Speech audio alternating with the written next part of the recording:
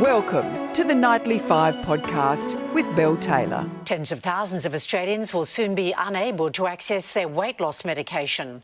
The government banning a key ingredient this morning. The government plans to ban replica weight loss products used by 20,000 Australians, saying they believe the risks outweigh the potential benefits.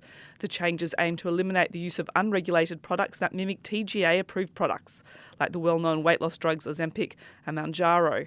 These compounded products are tailored for individual patients with specific clinical needs, but they are not subject to the rigorous safety regulations that govern approved medicines. Joining me today is journalist Laura Newell. Laura has written previously about her experience taking Ozempic and a compounded replica of the brand name drug. Laura, tell me, how life-changing have these drugs been for you? Look, I could be very, very modest and say, they're good, they're great, but actually it has been life-changing. My husband was dead set against me taking a weight loss drug when I started, and actually he was forced to say that he was wrong, which I don't think I've ever heard from him in my marriage. So I think you can understand how big it is from that. That's a big deal. That's great. It is a big deal. Do you mind me asking, how much weight have you lost while taking these drugs? So far around 15 kilos, but I had a fair amount to lose. So I was at 163 centimetres, so just 5'3"-ish in old money.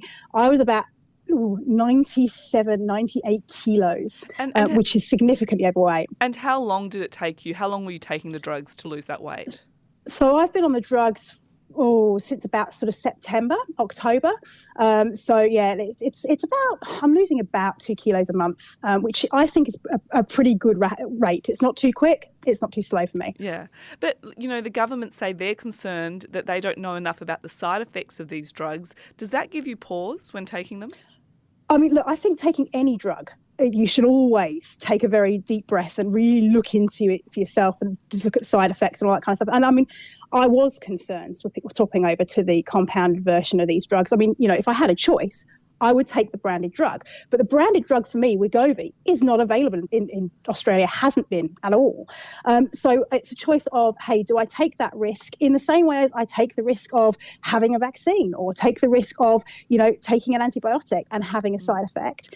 I've made the same decision here. Do I think that the risks are greater with compounded drugs? Well, of course, I suspect that's probably the case because it's not overall being able to check every batch, which is the idea behind a normally medication.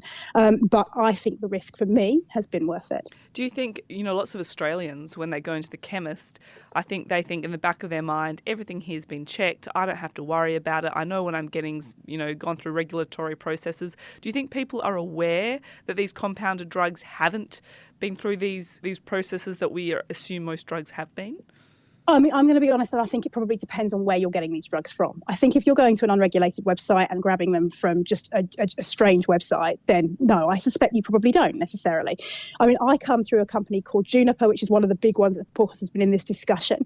And they were extremely open with us and extremely clear and gave us the opportunity to talk to their doctors about this. And so I did feel informed. That's not to say that others may have had a different experience, but for me, I felt very informed. And why aren't you taking, people would say to you, well, why aren't you taking Ozempic? Why are you taking this compound? Well, I can't get hold of Ozempic. If I could get hold of Ozempic, I would. But equally, Ozempic at this stage is the TGA-approved drug. And I do believe that if I have an alternative and I can leave that drug for somebody who's diabetic, then why wouldn't I take the option that perhaps leaves that option open to a diabetic? Now, you've written in previous columns and we've had, this discussion that you were a Weight Watchers, weight loss person of the year a few years ago. Yeah, I lost about 20 kilos just before I turned 30. So, I mean, I have no lack of willpower. Yeah. I'm battling biology. I have PCOS, I had fertility treatments, and that's all compounded into an area where I really found losing weight almost completely and utterly impossible. And I even tried an alternative weight loss drug called Duramine, which I found just left me completely and utterly sleepless and did nothing for me. So I have tried other options. Yeah. What would you say to someone who is thinking, I really need to lose weight? They might be in a similar situation to what you're in, but they're nervous about taking a drug like this. They think, I'm too wary of it and I don't know what it's going to do to me. I mean, I think that's a completely legitimate concern, and I think it's something you have to discuss with your own doctors. I mean, I didn't go into this just with the Juniper doctors. I also went to my own GP and had a conversation with my own GP. So I think that it is something that every individual has to look at. But I mean, one of the things I'd say is that there is a huge stigma around asking for help to lose weight, particularly using drugs. And I feel like that we really have to break that stigma down. I mean, even in some of the reactions today to the changes that are being proposed by the government, I note that one organisation turned around and said it wants to warn customers who do legitimately need it can't be left worse off. Well, use of the word legitimately need it. I'm sorry, but I do legitimately need help. If I don't do something about my weight, I am at risk of heart attack. I'm at risk of diabetes myself. And so I do legitimately need it. And so to place that kind of language on people like probably me is increasing that stigma, and that's a concern to me. Yeah. Thanks so much for your insights, Laura. We really appreciate it. A pleasure.